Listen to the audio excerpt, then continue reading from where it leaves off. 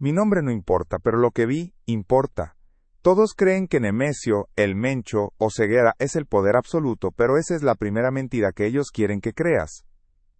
Es una ilusión cuidadosamente construida, un telón de humo para desviar la atención de la verdadera fuente de control.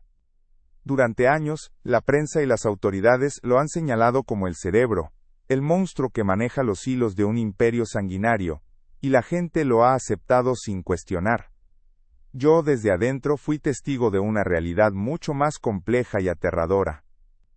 Aprendí que la brutalidad visible no es más que una fachada, una herramienta, para proteger algo mucho más insidioso y formidable que opera en las sombras, lejos de los reflectores. La verdad es que, el Mencho, es solo una marioneta, un rostro para el terror, pero no la mente maestra. Si el Mencho no es el capo supremo, entonces ¿quién es? Esa pregunta me carcomió desde el momento en que empecé a ver las grietas en la narrativa oficial, las incoherencias en el poder que se nos presentaba. La respuesta, cuando finalmente se reveló, no fue lo que esperaba. No era otro sicario más grande, ni un general corrupto, sino una figura que operaba con una inteligencia fría y distante, ajena a la violencia explícita que yo conocía tan bien. Esta es la historia de cómo un hombre de aspecto ordinario podía mover las piezas de un tablero tan sangriento, controlando un vasto imperio criminal sin mancharse las manos de sangre directamente, usando a los hombres como yo como meros instrumentos. Es la historia de cómo la verdadera naturaleza del poder se esconde, no en la fuerza bruta y la ostentación, sino en la estrategia silenciosa y la manipulación invisible de voluntades. Mi viaje hacia esta verdad no fue una búsqueda intencionada, sino una revelación gradual, dolorosa, forzada por las circunstancias y por lo que mis propios ojos presenciaron. Ingresé al cartel por desesperación, arrastrado por una deuda familiar que me ahogaba y la enfermedad de mi madre, buscando una salida rápida que prometía ser la solución a mis problemas más apremiantes. Nunca imaginé que esa decisión me llevaría por un camino donde la lealtad era una quimera y la vida humana, una simple variable en una ecuación de negocios. Cada día que pasaba, cada orden que recibía, cada reunión a la que asistía, iba desvelando capas de una organización que era mucho más sofisticada y aterradora de lo que las noticias jamás podrían describir. Lo que estoy a punto de contar no es una serie de eventos aislados, sino la reconstrucción de una jornada personal que me llevó desde la ignorancia total hasta una comprensión brutal de cómo funciona el poder real en el mundo criminal. Al principio, como la mayoría, creía en la narrativa que nos vendían. El Mencho era el rostro, la mente, el puño. Pero lentamente, empecé a notar las anomalías, las sutiles desviaciones de lo que se esperaba de un capo de su magnitud. ¿Por qué un hombre tan temido con un ego tan grande se doblegaría ante alguien aparentemente insignificante? ¿Quién era esta sombra que dictaba decisiones que iban más allá de la brutalidad habitual, con una lógica que parecía completamente ajena al mundo del narco? Esta es una historia de descubrimiento de peligro latente y de una huida desesperada. Descubrir la verdad detrás de El Mencho no fue una liberación, sino una condena, porque entender la verdadera jerarquía del poder en el cartel te convierte en un testigo incómodo, en una pieza que debe ser eliminada. Esa verdad casi me costó la vida, y mi escape fue un milagro que me dejó viviendo en la sombra, en una libertad frágil y constantemente amenazada. A través de mis recuerdos, de los detalles que grabé en mi mente, revelaré la identidad y el modus operandi de esa figura en las sombras, cómo logré desentrañar su influencia y por qué, al final, tuve que correr por mi vida, dejando atrás todo lo que conocía. Esta es mi confesión. Mi entrada a ese mundo no fue por ambición ni por una sed de poder, sino por la cruda y desesperante necesidad que carcome el alma. Era el año 2015, y en Jalisco, mi hogar, la vida se había convertido en un callejón sin salida. Mi madre, postrada en cama, luchaba contra una enfermedad rara y costosa que drenaba cada centavo que podíamos conseguir, y la deuda familiar se cernía sobre nosotros como una sombra asfixiante, una cadena invisible que nos arrastraba al abismo. Cada día era una batalla perdida, una humillación constante al ver cómo la dignidad se escurría entre mis dedos, mientras las facturas médicas se apilaban en la mesa, un cruel recordatorio de mi impotencia. El aire mismo parecía volverse pesado con la desesperación, y la promesa de una solución rápida, por turbia que fuera, empezó a sonar como la única melodía en un coro de lamentos. En ese momento, el cártel no era un enemigo sino un espejismo de esperanza, la única salida visible de un infierno personal. Ellos aparecieron, como buitres, justo cuando mi espíritu estaba más quebrado, ofreciendo una puerta a la que nadie más se atrevería a llamar. Sus palabras eran miel en los oídos de un hombre ahogado. Dinero fácil, rápido, suficiente para curar a tu vieja y borrar tus problemas. Era una mentira, claro, una ilusión cuidadosamente tejida, pero en mi estado de desesperación, se sentía como el único salvavidas en un océano tempestuoso.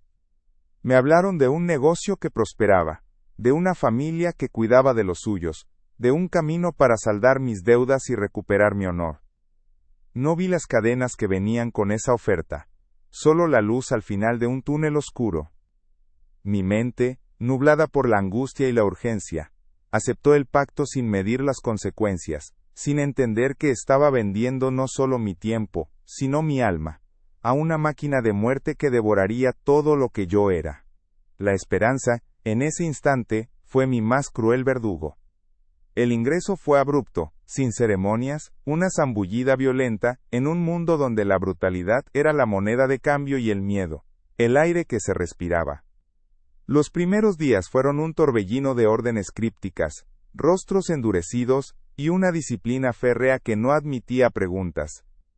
De la promesa de dinero fácil, pasé a la realidad de entrenamientos extenuantes, guardias interminables y la constante presencia de armas, un recordatorio silente de la violencia inherente. El aire olía a pólvora, sudor, y el persistente aroma a peligro. Vi cosas que no creí posibles, actos de crueldad que te helaban la sangre, y te obligaban a endurecer el corazón para no colapsar. La jerarquía era clara y brutal. Los de arriba daban las órdenes, los de abajo las ejecutaban sin rechistar, y cualquier desobediencia se pagaba con la vida. La inocencia que me quedaba se esfumó en esas primeras semanas, reemplazada por un instinto primario de supervivencia, y una desconfianza constante hacia todo y todos. En aquel entonces, la narrativa oficial y la interna se entrelazaban en una sola verdad inmutable: Nemesio, el Mencho, o Ceguera era la cima, el puño de hierro que dirigía cada golpe, la mente maestra detrás de cada operación. Su nombre se pronunciaba con un respeto reverencial y un miedo palpable en los pasillos de las casas seguras y en los campamentos remotos. Las historias de su crueldad y su astucia se susurraban como leyendas, magnificadas por cada sicario que buscaba infundir terror. Se le atribuía cada éxito, cada expansión, cada acto de retribución. Él era la figura imponente en el centro de todas las operaciones, el titán inexpugnable que nadie osaba desafiar. Creía, como todos los demás, que su palabra era la ley final, y que su ira era la fuerza más destructiva en el estado de Jalisco. Observaba a los lugartenientes temblar ante su sola mención, y eso solo reforzaba mi convicción de que él era el poder absoluto, la encarnación del miedo. Mi rol inicial fue menor, un engranaje más en la vasta maquinaria pero esencial para la operatividad diaria. Empecé en la logística, moviendo paquetes, vigilando rutas, conduciendo vehículos por caminos intrincados que solo los locales conocían. Mi capacidad para pasar desapercibido y mi eficiencia en las tareas, por monótonas que fueran, me hicieron ganar un mínimo de confianza. Aprendí a callar, a observar, a no preguntar más de lo necesario. La desensibilización fue un proceso lento y macabro. Al principio, cada grito, cada sangre derramada, me perforaba el alma, pero con el tiempo, se convirtieron en parte del paisaje, un ruido de fondo que mi mente aprendió a filtrar para protegerse. Me volví bueno en lo que hacía, un fantasma que se movía entre las sombras, cumpliendo órdenes sin cuestionar, siempre con el objetivo primordial de ganar lo suficiente para mi madre y salir de ese infierno. La culpa era un lujo que no podía permitirme. La rutina se volvió monótona, predecible en su imprevisibilidad. Largas esperas en casas de seguridad, movimientos nocturnos bajo el manto de la oscuridad, la tensión constante de un posible retén o una emboscada. Observaba a los lugartenientes de El Mencho, hombres con cicatrices en el rostro y miradas vacías, que parecían vivir por y para la violencia. Escuchaba sus conversaciones, sus alardes de crueldad, sus quejas sobre la ineficiencia de otros, y las órdenes que daban con una frialdad escalofriante. Notaba sus gestos de deferencia cuando mencionaban a los rangos superiores, una cadena de mando que parecía inquebrantable, culminando siempre en la figura omnipresente de el Mencho. Sin embargo, a veces, percibía una sutil incomodidad, un nerviosismo que no encajaba con la imagen de machos alfa que proyectaban. Eran detalles minúsculos, casi imperceptibles, pero que, con el tiempo, empezarían a cobrar un significado que entonces no podía descifrar. Mi discreción y mi eficiencia me abrieron algunas puertas. No era un sicario de primera línea, mi utilidad residía en la logística y la inteligencia operativa, lo que me permitía estar presente en ciertas reuniones de planeación, no como participante, sino como una sombra en la pared, un oído que captaba fragmentos de información. Fui testigo de cómo se organizaban los envíos, cómo se planeaban las extorsiones, y cómo se resolvían las disputas internas con una brutalidad calculada. Me gané un apodo, el Cuervo, por mi habilidad para desaparecer y reaparecer sin dejar rastro, llevando mensajes o información de un punto a otro. Esa relativa proximidad al centro de la operación, aunque todavía en los márgenes, me dio una perspectiva que pocos tenían. Pude ver las fisuras en la fachada, las dinámicas que no encajaban con la narrativa pública de un líder omnipotente. Fue en una de esas reuniones, a la que fui convocado para una tarea menor, donde mi mundo se volteó de cabeza. La convocatoria llegó de forma inesperada, un mensaje críptico a través de un radio encriptado, reunión de alto nivel en la casona, trae los reportes de ruta de la semana. La casona era un rancho fortificado en las afueras de Guadalajara, un lugar donde solo los más cercanos a el Mencho tenían acceso, un santuario de poder y conspiración. Mi corazón se aceleró, nunca antes había estado en una reunión tan importante, tan cerca del círculo interno. La tensión era palpable incluso antes de llegar, los hombres que me escoltaban, tipos rudos con miradas pétreas, iban más silenciosos de lo habitual. Sabía que cada movimiento, cada palabra sería escrutada. Me preparé mentalmente para la presencia imponente de Nemesio, para el aura de terror que lo rodeaba, imaginando la ferocidad en sus ojos y la autoridad inquebrantable en su voz. Estaba a punto de presenciar la manifestación del poder absoluto, o al menos eso creía. Al llegar a la casona, el ambiente era denso, cargado con el peso de decisiones de vida o muerte. La sala de reuniones, un espacio austero con una mesa de madera maciza en el centro, estaba ocupada por los pilares del cártel, los lugartenientes más feroces y leales a el Mencho, hombres cuyos nombres infundían miedo en todo el estado. Sus rostros eran máscaras de indiferencia, pero sus ojos, pequeños y alertas, escudriñaban cada rincón. En la cabecera, imponente y con una presencia que llenaba el cuarto, estaba Nemesio Oseguera. Su mirada era como cuchillos, su postura, la de un depredador en reposo, listo para abalanzarse. Hablaba en voz baja, pero cada palabra resonaba con una autoridad innegable. La atmósfera era de respeto absoluto, de temor reverencial hacia el hombre que, según se decía, podía hacer llover plomo con una sola señal. Yo, de pie en un rincón, me sentía minúsculo ante esa manifestación de poder bruto. Y entonces entró. No fue una entrada teatral ni un desfile de escoltas armados. La puerta se abrió silenciosamente y un hombre de apariencia completamente ordinaria, casi anodina, cruzó el umbral. Llevaba ropa discreta, de corte clásico pero sin ostentación, y unas gafas finas que le daban un aire de intelectual, de burócrata. No tenía tatuajes, ni la musculatura imponente, ni la mirada fría y vacía que distinguía a los hombres del cártel. Era de mediana edad, de complexión delgada, y su presencia, a primera vista, era tan insignificante, que casi pasaba desapercibida. Si lo hubiera visto en la calle, lo habría confundido con un profesor universitario, o un contador. No había rastro de la brutalidad que yo conocía tan bien, ni la arrogancia que solían exhibir los que ostentaban poder en ese mundo. Era un fantasma, una sombra que se movía sin hacer ruido, pero su llegada, de alguna manera, lo cambió todo. Lo que sucedió a continuación me dejó helado, cuestionando cada verdad que había creído. Nemesio, el Mencho o Ceguera, el capo más temido de México, el hombre que hacía temblar a gobiernos y rivales con su sola mención, se levantó de su asiento. No fue un acto de agresión, sino de sumisión. Su postura, siempre erguida y desafiante, se curvó ligeramente.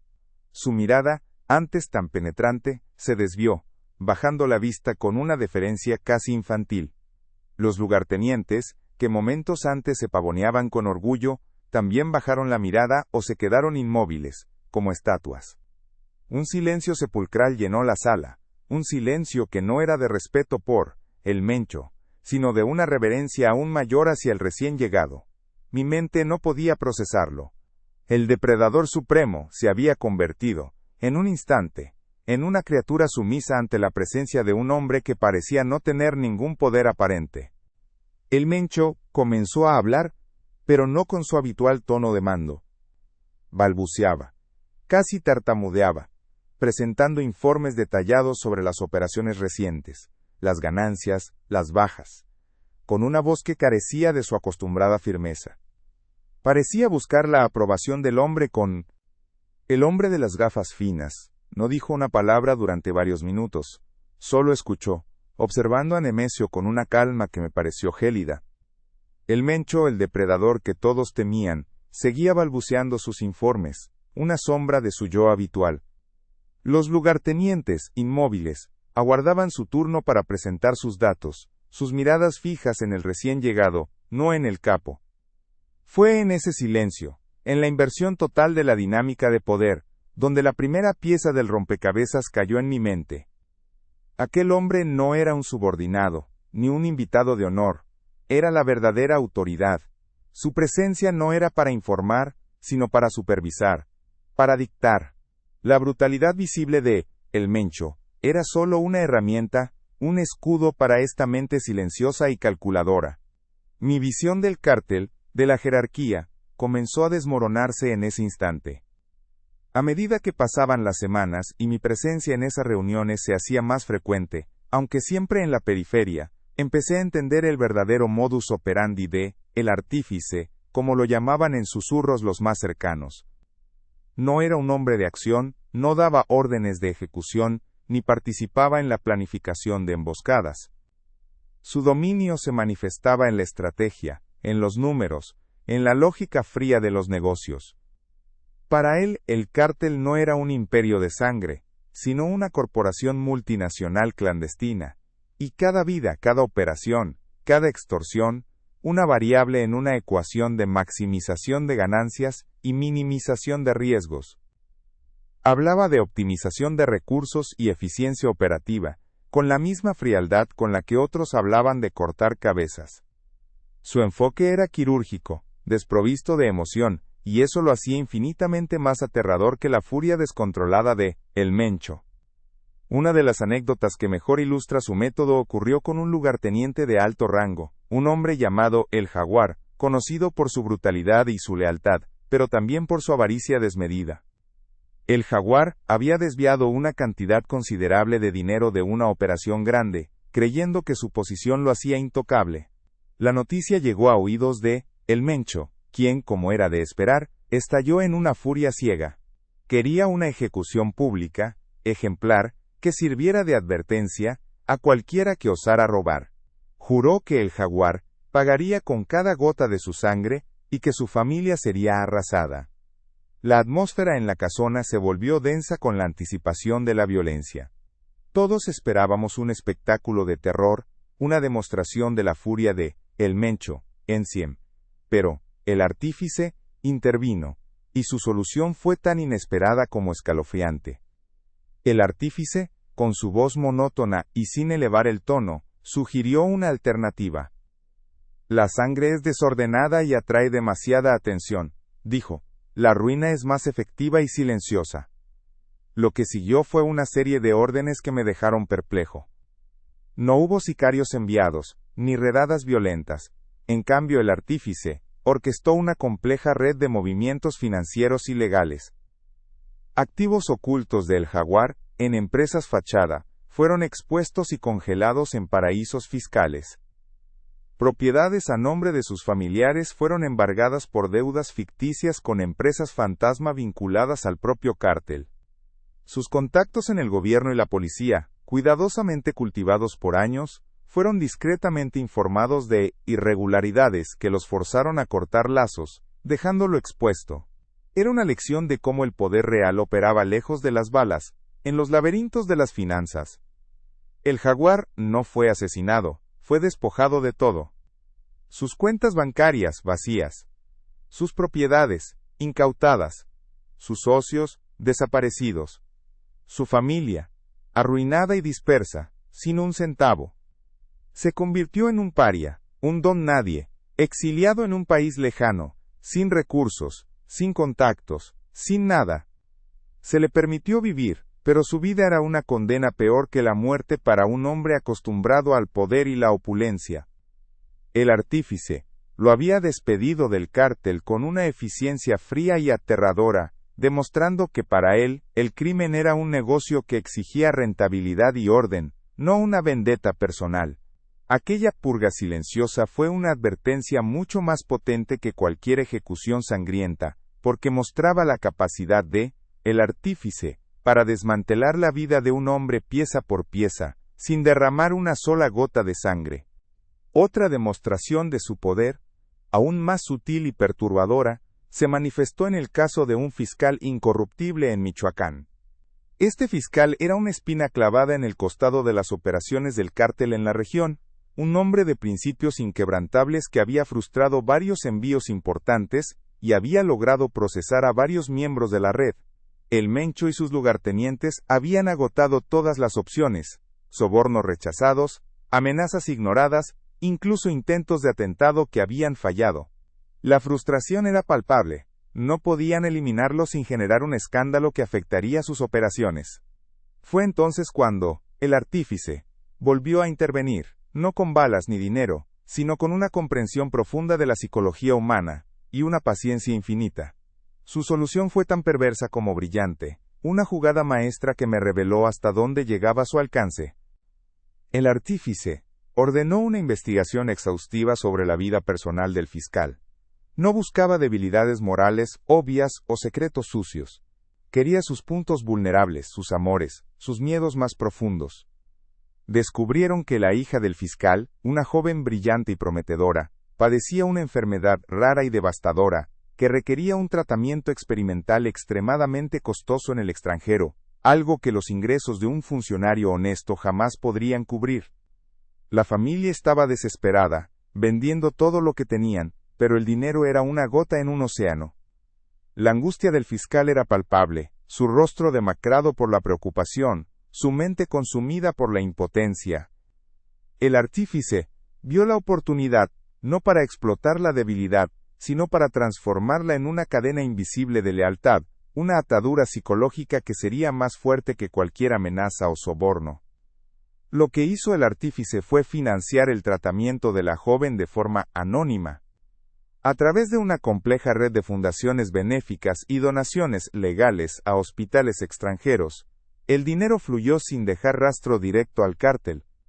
El fiscal recibió la noticia de que su hija había sido aceptada en un programa especial, con todos los costos cubiertos por un benefactor anónimo. Para él, fue un milagro, una bendición caída del cielo. Su hija se salvó, su vida se restauró, y él, sin saber la verdadera fuente, sintió una gratitud inmensa e inexplicable hacia la organización que, de alguna manera, había orquestado su salvación. No había sobornos, no había amenazas directas, solo una profunda deuda emocional que lo ataba. Su conciencia le impedía tomar dinero ilícito, pero no podía rechazar la vida de su hija. El fiscal no se volvió corrupto de la noche a la mañana, no empezó a aceptar sobornos ni a proteger abiertamente al cártel. Pero su celo disminuyó. Sus investigaciones se volvieron menos incisivas, sus ojos, ciegos a las operaciones más evidentes. Ya no era una amenaza.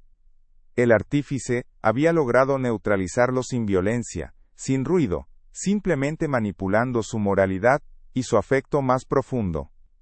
Era una lección maestra de cómo el poder se ejerce no solo a través del miedo físico, sino también a través de la gratitud forzada, de la manipulación psicológica. Aquel hombre de gafas finas no necesitaba una pistola para controlar. Su arma era la mente, su munición, el conocimiento de las debilidades humanas. Ver esto me aterrorizó más que cualquier matanza, porque revelaba una forma de dominio que escapaba a nuestra comprensión habitual de la guerra contra las drogas. Estos dos ejemplos, la eficiencia fría con el jaguar y la manipulación externa del fiscal, no eran incidentes aislados, eran parte de un patrón, la firma de El Artífice. Me di cuenta de que, mientras el Mencho era el rostro visible del terror, el que mantenía a la tropa en línea con la fuerza bruta, el Artífice era el verdadero ingeniero, el que diseñaba las estructuras, las estrategias de largo plazo, las soluciones creativas a problemas complejos. Él operaba en un plano diferente, uno donde la violencia era solo un último recurso, una herramienta tosca cuando la sutileza no era suficiente. Su poder residía en su invisibilidad, en su capacidad para influir sin ser visto, para controlar a través de la lógica y la manipulación, no de la coerción directa. Él era el cerebro corporativo del cártel, y los demás, incluido el Mencho, eran solo sus ejecutivos, sus marionetas. La maquinaria de El Artífice no solo se manifestaba en los grandes movimientos financieros o en la manipulación de figuras externas, su influencia se filtraba hasta el último rincón de la organización, redefiniendo las reglas internas de supervivencia.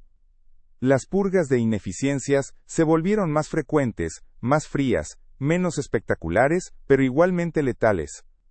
Ya no se trataba solo de castigar la traición o el robo, sino de eliminar cualquier variable que el sistema considerara un riesgo estadístico, por mínimo que fuera. Un retraso en una entrega, un error contable sin importancia, una conversación imprudente. Todo podía ser interpretado como una falla en la optimización operativa. El miedo no venía de la furia de El Mencho, sino de la lógica desalmada de El Artífice, que nos veía todos como números en una hoja de cálculo, reemplazables, desechables. La tensión en el ambiente era palpable, una niebla fría que se posaba sobre cada uno de nosotros. Este nuevo enfoque generó una paranoia silenciosa. Los hombres que antes se jactaban de su brutalidad, ahora se movían con una cautela inusual, susurrando sus frustraciones, temiendo que cualquier desliz, por insignificante que pareciera, los pusiera en la mira de esa mente calculadora. Veíamos cómo compañeros desaparecían de la noche a la mañana, sin un rastro, sin un grito. Las historias que se contaban eran pocas, pero escalofriantes. Uno había sido reubicado a una prisión en el sur, otro simplemente, ya no estaba con nosotros. No había sangre, no había tortura visible, solo una ausencia que hablaba volúmenes. Era una forma de control más insidiosa, porque no sabías cuándo ni cómo serías juzgado. Solo que la sentencia, silenciosa y definitiva, podía llegar en cualquier momento, de la manera más inesperada. Entre la tropa, había un compañero al que llamábamos el Chango. No por su agilidad, sino por su constante parloteo y su sonrisa fácil, una anomalía en un mundo de rostros pétreos. El Chango era un tipo bonachón, quizás demasiado confiado para ese ambiente, pero leal y eficiente en sus tareas de logística, las mismas que yo realizaba. Habíamos compartido guardias interminables, viajes nocturnos por caminos polvorientos, y la monotonía de las casas de seguridad. Había un lazo de camaradería forjado en el aburrimiento y el peligro compartido. Él siempre tenía una historia, un chiste, o una queja sobre la comida. Era un recordatorio de que, incluso en ese infierno, aún quedaban vestigios de humanidad, de gente que como yo, había sido arrastrada por la necesidad. Su error fue tan trivial que al principio me negué a creerlo. Una noche, durante un traslado de armamento, el Chango se distrajo por un instante, quizás por un animal que cruzó la carretera o por el cansancio acumulado. La camioneta que conducía rozó un barril de combustible mal asegurado, volcándolo y derramando parte de su contenido. No hubo explosión, no hubo heridos graves, solo una pérdida mínima de unos cuantos litros de gasolina. Un incidente menor, de esos que se resuelven con una reprimenda y una limpieza rápida. Pero en el nuevo régimen de El Artífice no existían los incidentes menores. Todo era una desviación del protocolo, una ineficiencia que afectaba la cadena de suministro, un riesgo para la operación. Esa fue la justificación fría que escuché después, una sentencia de muerte disfrazada de jerga corporativa. La orden llegó al día siguiente, en una de esas reuniones matutinas donde se revisaban los reportes de la noche anterior. El Mencho, con el ceño fruncido, leyó el informe del incidente. Su primera reacción fue de molestia, un gruñido. Pero luego, su mirada se desvió hacia uno de los hombres de El Artífice, que estaba de pie en un rincón, con su semblante impasible.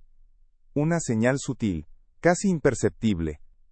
El Mencho aclaró su garganta, y con una voz más fría de lo habitual sentenció. El chango es un riesgo. Debe ser eliminado, hoy mismo. Mi corazón dio un vuelco. No podía ser. Por unos pocos litros de combustible, por un simple error humano, ¿el chango iba a pagar con su vida? La brutalidad de El Mencho era predecible, pero esta frialdad calculada, esta desproporción en el castigo, eso era puro artífice. La tarea de manejar a El Chango recayó en mi equipo, por nuestra discreción. Me ordenaron llevarlo a un nuevo punto de encuentro en las afueras, un lugar remoto y desolado.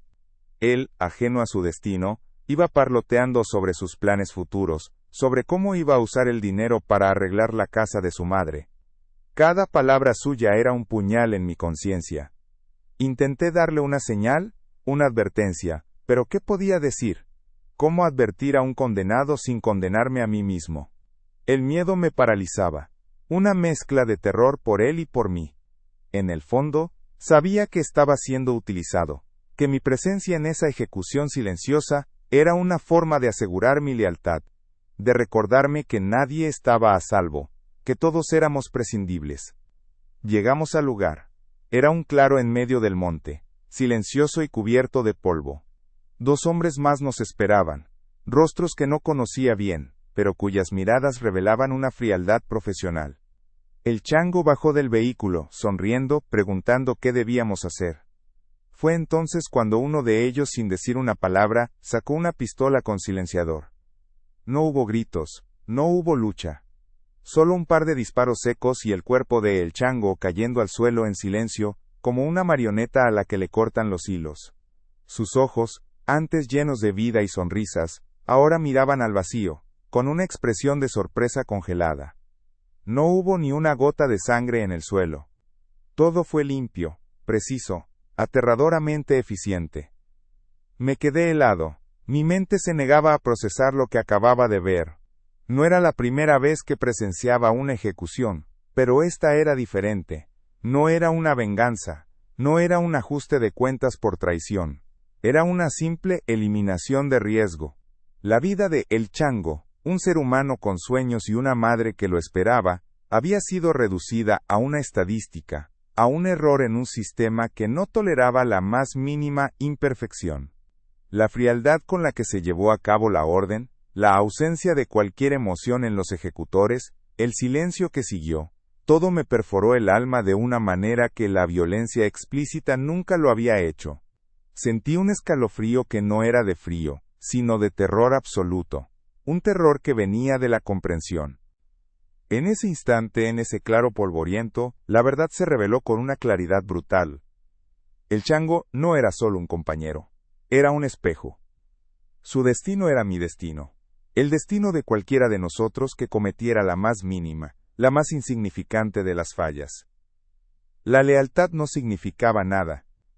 La eficiencia era la única moneda de cambio, y una vez que dejabas de ser eficiente en los ojos del artífice, te convertías en una variable prescindible, un error a corregir en su inmaculada hoja de cálculo.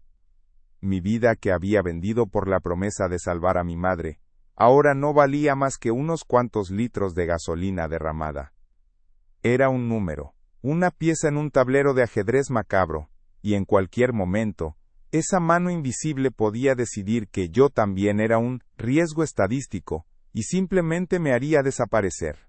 El shock inicial se transformó en una rabia contenida, una furia silenciosa que me quemaba por dentro. No era rabia por el chango per se, sino por la humillación, por la deshumanización que presencié y experimenté. Me habían reducido a un autómata, a un verdugo, a un cómplice silencioso en un sistema que devoraba a los suyos por la menor provocación. Ya no había un propósito moral en mi permanencia, ni la esperanza de una salida digna. Solo un destino sellado, ser eliminado cuando dejara de ser útil. La imagen de mi madre, la razón por la que entré en ese infierno, ahora, era una motivación para salir, no solo por ella, sino por la dignidad que aún me quedaba, por la vida que me negaba a perder en manos de una entidad tan fría y sin rostro. En el viaje de regreso a la casona, el silencio en la camioneta era ensordecedor. Mis compañeros no decían nada, sus ojos vacíos, sus rostros impasibles. Pero yo sentía que algo había cambiado irrevocablemente dentro de mí. La decisión, la única decisión posible, se solidificó en mi mente con una frialdad que rivalizaba con la de El Artífice. Tenía que salir. Tenía que huir. No importaba el costo. No importaba el peligro. Permanecer era una condena a muerte que yo mismo me impondría. Una espera pasiva por el momento en que mi número fuera llamado. El miedo a la fuga era inmenso. Pero el miedo a quedarme, a convertirme en otro chango, era aún mayor. Esa noche, mientras los demás dormían o se drogaban para olvidar el día, yo no pude conciliar el sueño. Cada detalle de la ejecución de El Chango se repetía en mi mente como una película de terror. La expresión de sorpresa en sus ojos, el silencio del disparo, la indiferencia de los otros. Mi mente, antes enfocada en la supervivencia diaria, ahora trabajaba a toda velocidad, trazando planes, buscando rutas de escape, analizando cada patrón, cada movimiento de la organización. Necesitaba una ventana, una grieta en esa fortaleza de control, para deslizarme. La desesperación se había convertido en una determinación férrea, una necesidad primordial de recuperar mi vida, de dejar de ser una pieza prescindible en el ajedrez de un fantasma. Comencé a observar con una nueva perspectiva. Cada misión que me asignaban, cada ruta, cada contacto, se convertía en una pieza de un rompecabezas más grande, mi huida. Fui meticuloso, sin dejar rastro de mis intenciones. Actuaba con la misma eficiencia, la misma discreción de siempre, para no levantar sospechas. Pero internamente cada paso que daba, era para alejarme, para desvincularme de esa red de control invisible.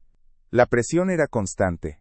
Cada día que pasaba dentro era un riesgo, una oportunidad para ser descubierto. La libertad no era una opción, era la única supervivencia. La sensación de ser vigilado, no por un sicario furioso, sino por una lógica implacable, era el motor de mi urgencia.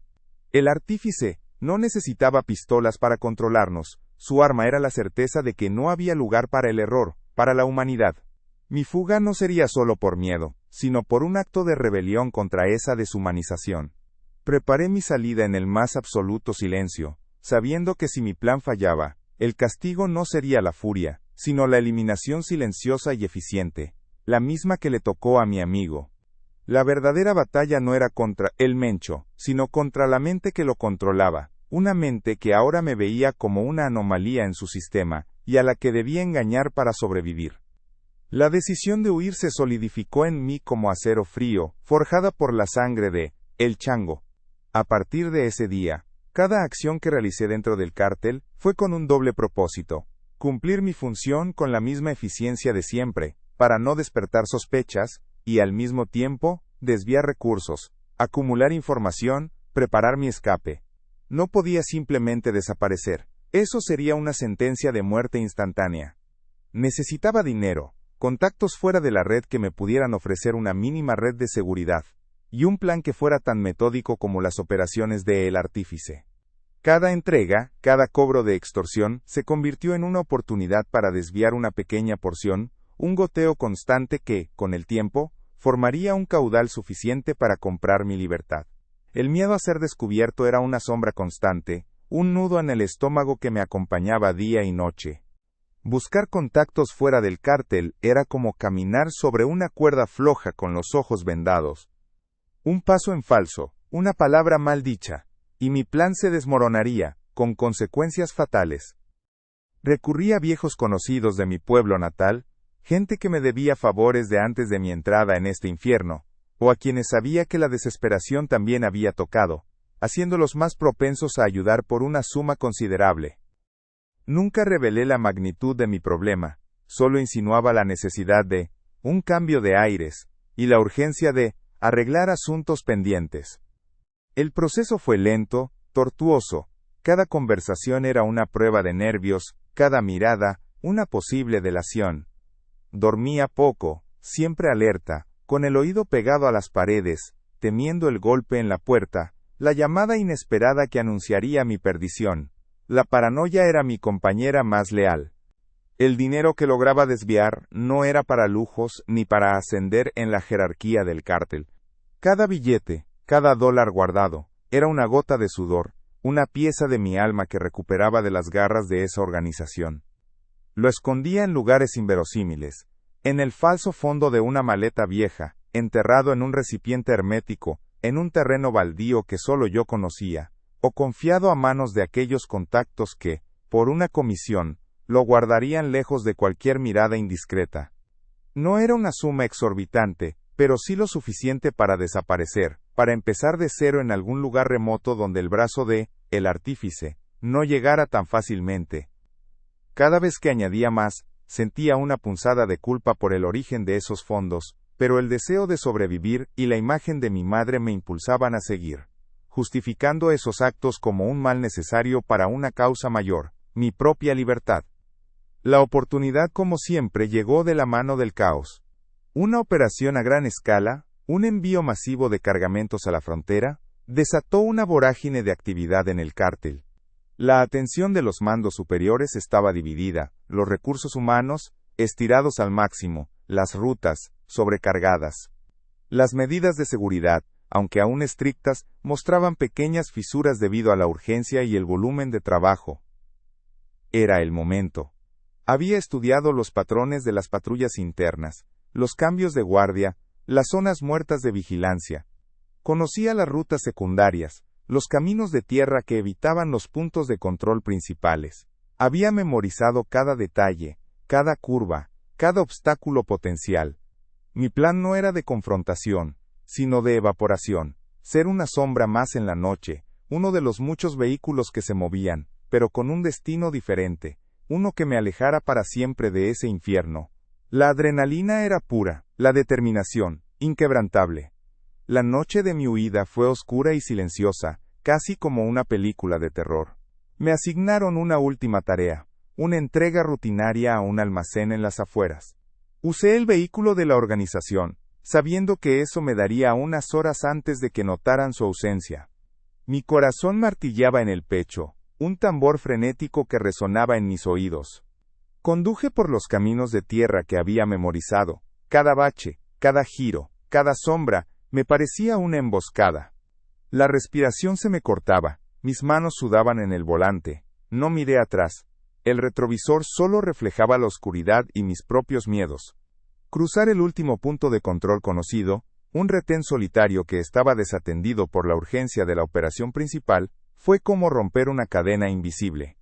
En ese instante, sentí una punzada de alivio, seguida inmediatamente por un terror gélido. Había escapado, pero ahora era un fantasma, un objetivo. Los primeros días fueron una vorágine de movimiento y paranoia. Abandoné el vehículo en una ciudad cercana, me deshice de la ropa que me identificaba y corté mi cabello.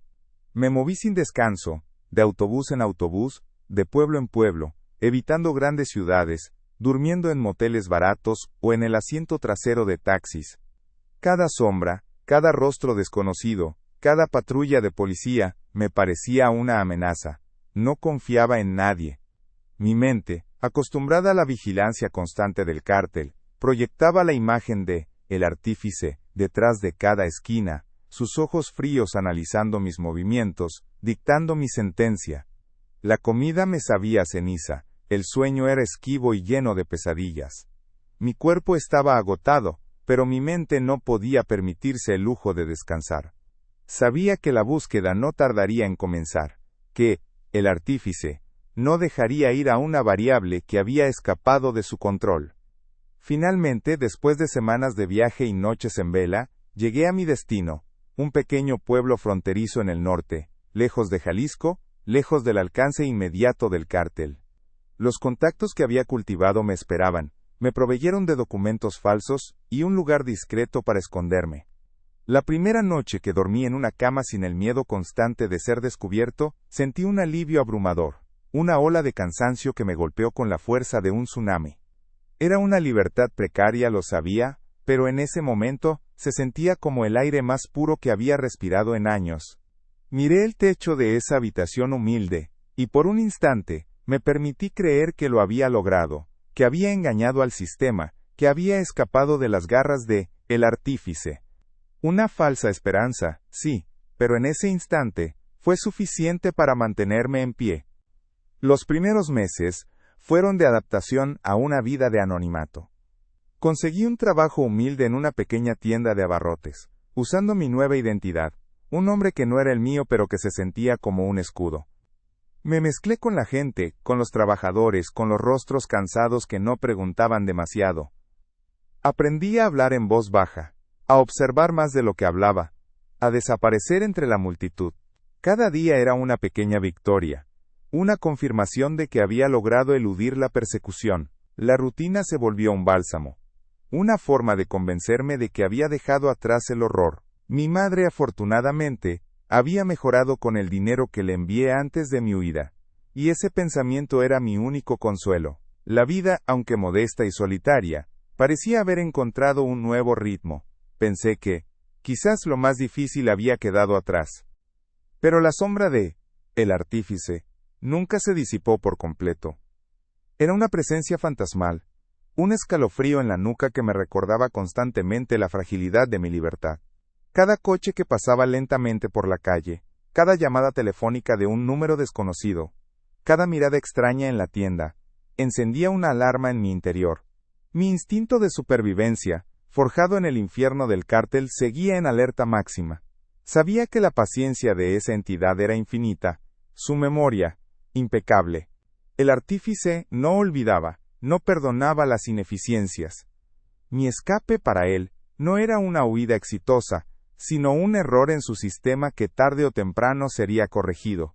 La aparente tranquilidad del pueblo era solo un velo sobre una verdad aterradora. Yo era un hombre marcado, un fugitivo en una jaula invisible, esperando el momento en que la mano silenciosa de mi pasado se extendiera para reclamarme. La libertad que había encontrado no era más que una ilusión, una jaula más grande, pero una jaula al fin y al cabo. No podía contactar a mi familia, ni a mis viejos amigos. Cada conexión era un riesgo, una puerta abierta para que el cártel me encontrara. Vivía con un nombre falso, con una historia inventada, siempre mirando por encima del hombro. La sonrisa que a veces forzaba era hueca, porque la alegría genuina había sido aplastada por el peso de la culpa y el miedo. Comprendí que no había escapado realmente de el artífice, sino que me había trasladado a otra celda, una donde mi propia mente era mi carcelero. La verdadera naturaleza del poder, la que había descubierto, era que no necesitaba grilletes visibles para atraparte. Bastaba con la amenaza constante, la certeza de que tu vida era un préstamo que podía ser cobrado en cualquier momento. Mi libertad era una condena, una existencia en la que la paz era un lujo inalcanzable. La aparente tranquilidad del pueblo, con su ritmo pausado y sus rostros predecibles, había empezado a adormecerme. Creí que había ganado, que la distancia y mi nueva identidad eran un escudo impenetrable contra las garras de mi pasado. Había días en que el sol tibio de la mañana y el aroma a pan recién horneado me hacían olvidar, por breves instantes, el infierno del que venía. Me convencía a mí mismo de que la pesadilla había terminado, que el artífice había desechado mi caso, una variable insignificante en su vasta ecuación. Era una ilusión dulce, un espejismo que mi mente desesperada construía para poder seguir adelante. Pero la verdad, como una serpiente enroscada, solo esperaba el momento oportuno para morder, para recordarme que las cadenas invisibles eran las más difíciles de romper, y que el olvido era un lujo que nunca me sería concedido. La paz era un susurro efímero que el destino se encargaría de silenciar. La primera señal fue sutil, casi imperceptible, un susurro en la periferia de mi nueva vida. Un día, mientras atendía la tienda, un cliente habitual, un anciano que siempre compraba el mismo periódico, Me hizo un comentario extraño sobre la eficiencia de un nuevo proveedor de lácteos en la zona. Su tono era casual, pero la palabra eficiencia resonó en mi mente, un eco de la jerga fría de el artífice, ec.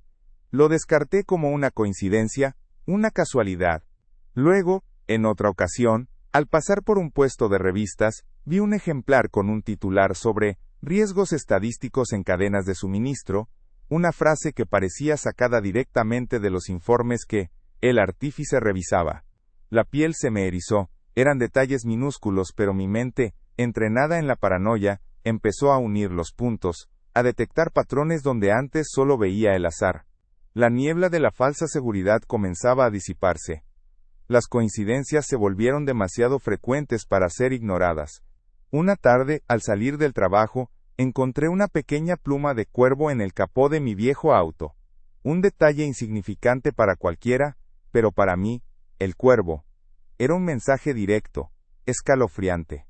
Mi apodo, que nadie en este pueblo conocía, flotaba en el aire como una sentencia. Otra vez, en un café, escuché una conversación a mi espalda, palabras sueltas como, la paciencia es una virtud, y todo se equilibra al final, frases que eran la quinta esencia de la filosofía de el artífice. La red invisible se estaba cerrando, mi corazón latía desbocado, el aire se volvía denso. Entendí que no eran casualidades sino migas de pan cuidadosamente colocadas, una forma de decirme, sabemos dónde estás, te estamos observando, siempre lo hemos hecho. El juego del gato y el ratón había entrado en su fase final. La confrontación no llegó con la fuerza bruta que yo esperaba de un cártel, ni con sicarios encapuchados irrumpiendo en mi vida. Fue mucho más insidiosa, más acorde con la mente que la orquestaba. Una mañana, al abrir la tienda, un hombre de mediana edad, bien vestido, con gafas finas y un portafolio de cuero, entró. Su apariencia era tan ordinaria que se confundiría con cualquier comerciante o abogado de paso. No tenía la mirada vacía de un sicario, ni la arrogancia de un capo. Su semblante era sereno, casi aburrido. Pidió un café y se sentó en una de las mesas. Su presencia, sin embargo, irradiaba una calma gélida, una autoridad silenciosa que me heló la sangre. Mis manos temblaron al servirle, derramando un poco de café.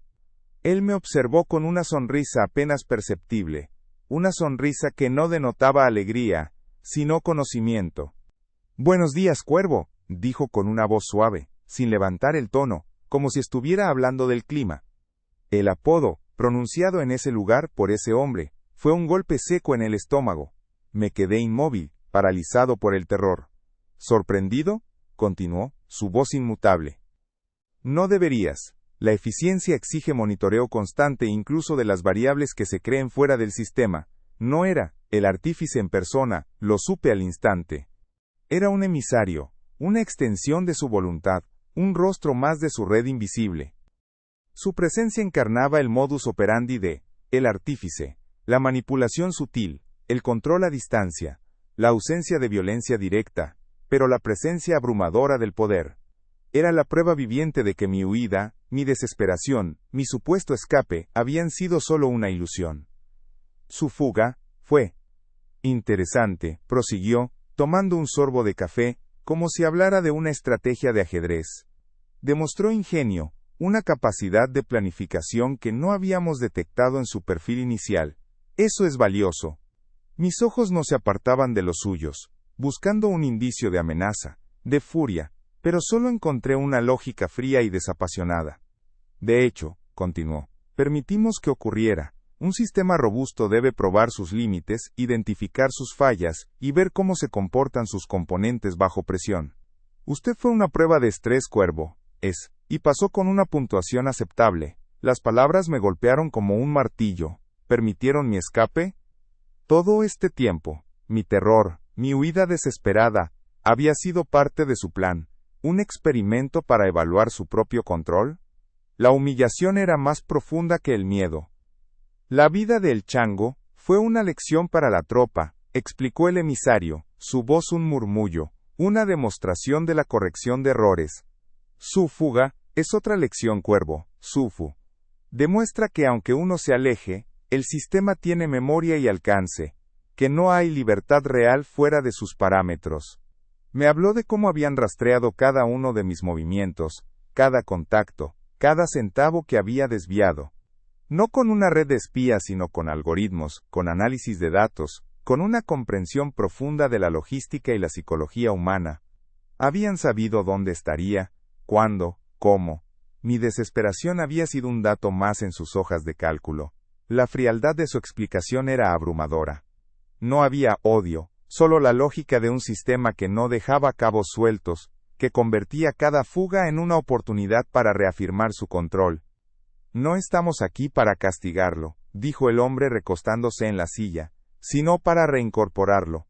Su experiencia, su conocimiento de las rutas externas, su habilidad para pasar desapercibido, todo eso es útil. Tiene un nuevo rol, Cuervo. Una nueva función en la periferia de la red. Una vida, normal, en apariencia, pero con tareas específicas, discretas. Su madre, por cierto, está bien. Y seguirá estándolo, siempre y cuando usted demuestre la misma eficiencia en su nueva asignación. El mensaje era claro. La libertad era condicional, un préstamo que podía ser revocado. Mi vida, mi madre, mi futuro, seguían siendo rehenes.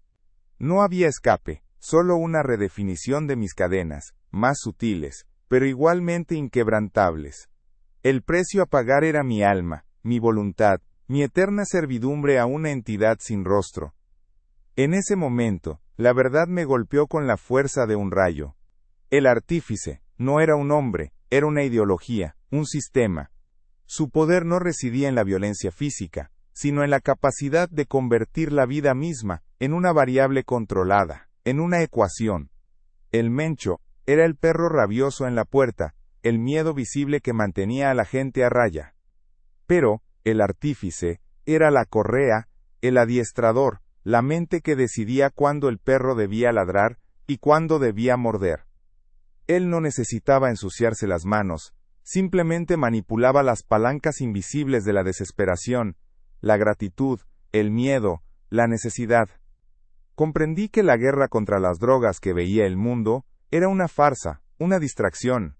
Mientras los gobiernos perseguían sombras, el verdadero poder operaba en la quietud de los números, en la lógica de los negocios, en la manipulación silenciosa de las vidas. La conversación terminó con un simple «esperamos su pronta colaboración». El hombre se levantó, pagó el café y se fue tan discretamente como llegó, mezclándose de nuevo con la multitud anónima del pueblo. Pero su partida no trajo alivio, solo un vacío helado. La esperanza que me había sostenido durante meses se desvaneció por completo. Mi libertad no era más que una ilusión, una celda con las paredes más anchas, pero una celda al fin y al cabo. Era un fugitivo que nunca había huido, un esclavo que creyó ser libre. Mi vida, mis decisiones, mis sueños, todo estaba bajo el control de el artífice. Vivo sí, pero condenado a una existencia donde la paz es inalcanzable, donde cada día es una espera silenciosa de la próxima orden, la próxima prueba de eficiencia. Mi confesión es la única forma que tengo de gritar que, aunque parezca haber escapado, la verdad es que sigo siendo una pieza en el tablero de un fantasma. Y lo seré, hasta el día en que su lógica decida que ya no soy útil. Con la claridad brutal que solo la distancia y el peligro constante pueden ofrecer, comprendí que, el artífice, no era simplemente un hombre, ni siquiera un capo al uso. Era una entidad, una filosofía encarnada en una lógica implacable. Su poder no residía en la capacidad de empuñar un arma, o de infundir terror con la mirada, como el mencho. Su fuerza radicaba en la manipulación invisible, en la habilidad de ver cada vida, cada operación, cada error, como una variable en una ecuación de negocios. Para él, el cártel no era un imperio de sangre, sino una corporación clandestina, un modelo de eficiencia donde la violencia era solo un costo, una herramienta tosca, y la verdadera maestría estaba en el control silencioso de los hilos, en la anticipación de cada movimiento, en la minimización de riesgos y la maximización de la rentabilidad a cualquier precio humano. Era una mente que operaba con una frialdad desalmada, ajena a la emoción. Esta comprensión, adquirida a un precio tan alto, me reveló la farsa de la llamada guerra contra las drogas. Mientras los gobiernos y las agencias de seguridad se obsesionan con la captura de los rostros visibles, los capos sanguinarios que acaparan los titulares y los noticieros, el verdadero cerebro corporativo permanece intocado, anónimo, operando desde las sombras más profundas. El Mencho, y otros como él, son solo gerentes de sucursales, figuras decorativas que desvían la atención, mientras el artífice reconfigura las estructuras, optimiza las redes y garantiza la longevidad del negocio ilícito. Es una evolución aterradora en el crimen organizado. Ya no es el narcoespectáculo de antaño, sino una empresa multinacional clandestina, silenciosa y omnipresente. Persiguen al perro rabioso, pero no ven a la mano que sostiene la correa, a la mente que lo adiestra. La verdadera batalla no se libra en los tiroteos ni en las detenciones de alto perfil, es una guerra de mentes, de algoritmos, de manipulación de voluntades. El artífice no necesita sicarios para ejercer su poder. Utiliza la desesperación de unos, la avaricia de otros, la debilidad moral de los funcionarios y la necesidad de sus propias tropas.